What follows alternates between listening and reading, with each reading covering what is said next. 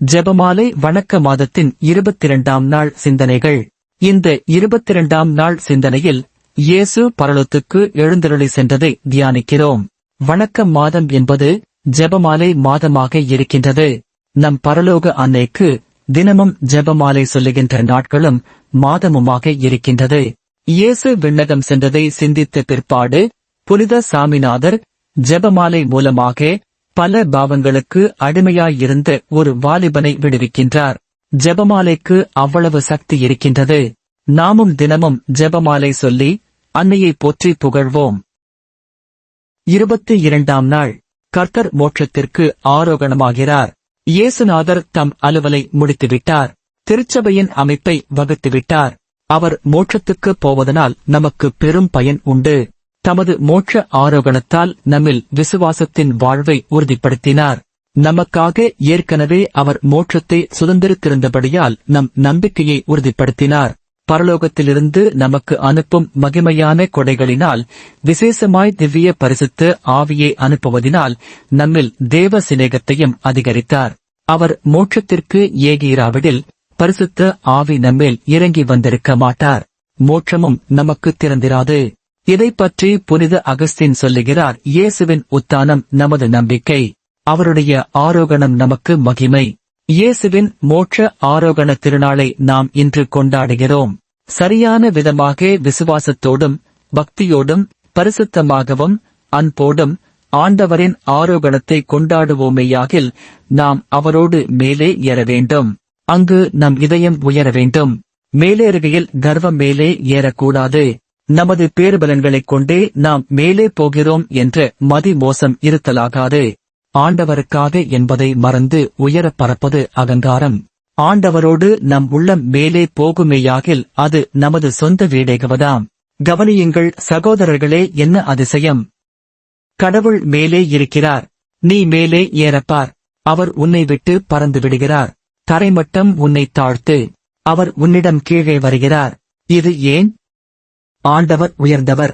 தாழ்ச்சியுள்ளவர்கள் மேல் தன் கண்ணை திருப்புகிறார். உயர்ந்தவர்களை எட்டி நின்று பார்க்கிறார். தங்களை தாழ்த்துகிறவர்களை அருகிலிருந்து இரக்கத்தோடு எழுப்பிவிடுகிறார். அகங்காரமுள்ள பெரியோரை எட்டி நின்று பார்த்து கீழே உருட்டிவிடுகிறார். ஆண்டவரின் ஆரோகணம் மனித சுபாவத்தின் ஆடம்பர வெற்றி. என்றென்றுக்கும் கடவுளும் மனிதனுமான இரண்டாம் தேவ ஆளோடு ஒன்றித்து மோட்சம் கொண்டு போகப்படுகிறோம். இயேசுநாதருடைய பாடுகளாலும் மரணத்தாலும் அவருடைய மனித சுபாவம் மோட்சத்தில் எல்லா சிருஷ்டிகள் மேல் அரசுரிமை பெற்றது. தேவ சுபாவத்தில் அவர் பிதாவுக்கும் பரிசுத்த ஆவிக்கும் சமம். மனித சுபாவத்திலும் தேவ வல்லமையிலும் சுதந்திரம் பெற்று மனுக்குலத்திற்கே நீதிபதியும் அதிபதியும் ஆனார். முள்முடிதான் அவரது ஆட்சியின் சுதந்திரத்தின் சின்னம். அவர் கரத்தின் மூங்கில் கோல் நீதி செலுத்த அவருக்குள்ள அதிகாரத்தின் சாட்சி. அவரது கரங்களிலும் கால்களிலும் உள்ள காயங்கள் பேயின் மேலும் உலகின் மேலும் உடலின் மேலும் அவர் கொண்ட வெற்றியை பறையடிக்கின்றன. இயேசுவின் ஆரோகணம் அப்போஸ்தலர்கள் உள்ளத்தில் அதிசயத்தையும் அக்களிப்பையும் ஊட்டின. இயேசுநாதர் தம் அலுவலை முடித்து ஆனந்தத்தில் மகிமையில் பிரவேசித்துவிட்டார். அவருக்கு இனிமேல் மகிழ்ச்சியும் மகிமையுமே. அவரது அரசுக்கு முடிவில்லை. ஆதலால் நாம் இயேசுவுக்காக மகிழ்வோம். மோட்சம் இனிமேல் நமதே. நம்மை குறித்தும் அகமகிழலாம். பாவத்தை எந்நாளும் தவிர்த்து நடப்பது சங்கட அலுவல். எனினும் பாவமின்றி வாழ்ந்தால் போதுமென்ற தாழ்ந்த மனப்பான்மை நம்மிடம் தாமதிக்கலாகாது. புண்ணியத்தின் ஏணியில் மேலும் மேலும் ஏற வேண்டும். இயேசுவோடு பந்திக்கும் ஐக்கியத்தில் நாளுக்கு நாள் அதிகம் நெருங்க வேண்டும் எனும் தீர்மானம் உறுதிப்பட வேண்டும். செபம். மோட்சத்திற்கு ஆரோகணமான இயேசுவே, உமது கரங்களிலும் காலிலும் அகில உலகின் காயங்களை நீர் தரித்திருக்கிறீர். கடவுளின் காணா முகத்தின் முன் விண்மீன்களைப் போல பிரகாசித்து எங்களுக்காக அவை பரிந்து பேசுகின்றன. உமது 5 திருக்காயங்களால் எங்களை ஐம்புலங்களை சுத்திகரித்து எங்கள் உள்ளங்களை மோட்சத்திற்கு எழுப்பியருளும்.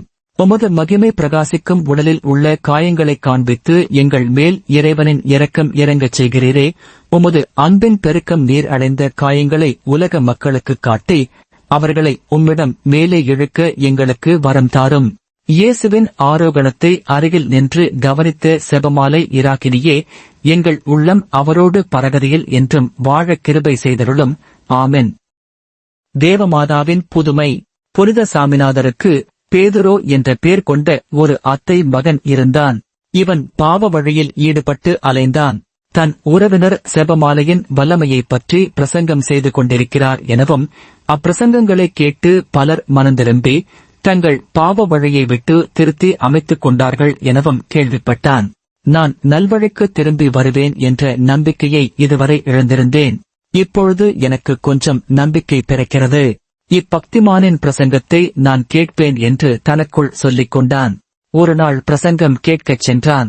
கூட்டத்தில் இவன் நிற்பதை சாமிநாதர் கண்டு கொண்டார்.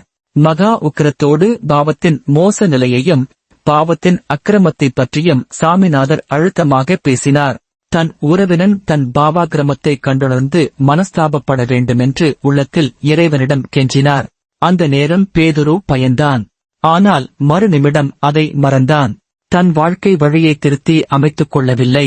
வேறொரு நாளும் பிரசங்கம் கேட்கப் போனான். சுவாமிநாதர் அவனுடைய கல்நெஞ்சத்தைக் கண்டு உரத்த சத்தமாய்ச் சொன்னார், ஆண்டவரே, உமதாலயத்துக்குள் சற்று முன் வந்தவனுடைய ஆத்தும நிலையை இங்கு கூடியிருக்கும் மக்கள் யாவரும் காண கிருபை செய்யும் என்றார். சனங்கள் என்ன கண்டார்கள்? பயங்கரமான கொடிய மிருகங்களைப் போல பேய்கள் பேதுருவைச் சூழ்ந்து நிற்பதையும் பெரும் இருப்புச் சங்கிலிகளால் அவைகள் அவனை பிழைத்திருப்பதையும் கண்டனர். மக்கள் பயந்து அரண்டு நாலா பக்கமும் சிதறி ஓடினர். இவ்விதம் மக்கள் தன்னை விட்டு பயந்து ஓடுவதைக் கண்ட அவனை கலக்கமும் பீதியும் பிடித்தன. சாமிநாதர் யாவர் மத்தியிலும் அமைதியை நிறுத்தி பின் பாவியை பார்த்து பேசுவார். நிர்பாக்கிய மனிதனே, உன் கேவலமான நிலையை உணர்ந்து தேவதாயின் பாதத்தில் விழு. இதோ இச்செபமாலையை எடுத்து உன் பாவங்களுக்கு மனஸ்தாபப்பட்டு பக்தியாய்ச் சொல். உன் வாழ்க்கையை திருத்தி அமைக்க நல்ல பிரதிக்கினை செய் என்றார். பேதுரு முழந்தாளில் விழுந்து முழு செபமாலை சொல்லி மெய்யான மனஸ்தாபத்தோடு பாவசங்கீர்த்தனம் செய்தான். தினந்தோறும் செபமாலை சொல்லவும் செபமாலை மாதா சபையில் சேரவும் புனிதர் புத்திமதி சொன்னார். அவன் அப்படியே நடப்பதாகச் சொன்னான். ஜெபமாலை அன்னையின் வணக்க மாதம் அக்டோபர் மாதம் ஆகும். மே மாதம் அன்னை மரியாவின் மாதமாக கொண்டாடப்பட்டாலும் ஜெபமாலையின் வரலாற்று சிறப்பு மற்றும் முக்கியத்துவத்தின் காரணமாக அக்டோபர் மாதம் ஜெபமாலை மாதமாக கடைபிடிக்கப்படுகிறது. ஜெபமாலை அன்னையின் மாதம் அக்டோபர் மாதம். கத்தோலிக்க திருச்சபையில் அக்டோபர் மாதம் புனித ஜெபமாலை அன்னையின் மாதமாக போற்றப்படுகிறது. இந்த மாதம் அக்டோபர் 7ஆம் தேதி கொண்டாடப்படும் ஜெபமாலை அன்னையின் திருவிழாவின் அடிப்படையில் புனித ஜெபமாலையின் சிறப்பு வணக்கங்களுக்கு அர்ப்பணிக்கப்பட்டுள்ளது. மே மாதமும் அன்னை மரியாவின் வணக்க மாதம். அக்டோபர் மாதம் ஜெபமாலையின் சிறப்பு வணக்க மாதம். மே மாதமும் அன்னை மரியாவின் வணக்க மாதமாக உலகம் முழுவதும் கொண்டாடப்படுகிறது. ஐரோப்பிய நாடுகளில் வசந்த காலம் மலர்கள் பூக்கும் மாதமாக இருப்பதால் இந்த மாதத்தை அன்னை மரியாவின் தாய்மை மற்றும் பெருமைக்கு அர்ப்பணிக்கும் விதமாக மே மாத வணக்க மாதமாக கிறிஸ்தவர்கள் கடைபிடிக்கின்றனர். அக்டோபர் மாதத்தில் நாமும் ஜெபமாலைக்கு முக்கியத்துவம் கொடுத்து ஒவ்வொரு நாளும் ஜெபமாலை சொல்லி அன்னை மரியாவை புகழ்ந்து அன்னை மரியாவிடம் எங்களுக்காக பரிந்து பேசும்படியாக வேண்டிக் கொள்ளுவோம். இந்த செய்தி உங்களுக்கு பிடித்திருந்தால் இந்த சேனலை சப்ஸ்கிரைப் செய்யுங்கள். அத்தோடு லைக் பண்ணுங்கள். உங்களுக்கு வேண்டியவர்களோடு இந்த செய்தியை ஷேர் செய்யுங்கள். இதை கேட்கின்றவர்களுக்கும் இதன் மூலம் நன்மை கிடைக்கட்டும். நன்றி.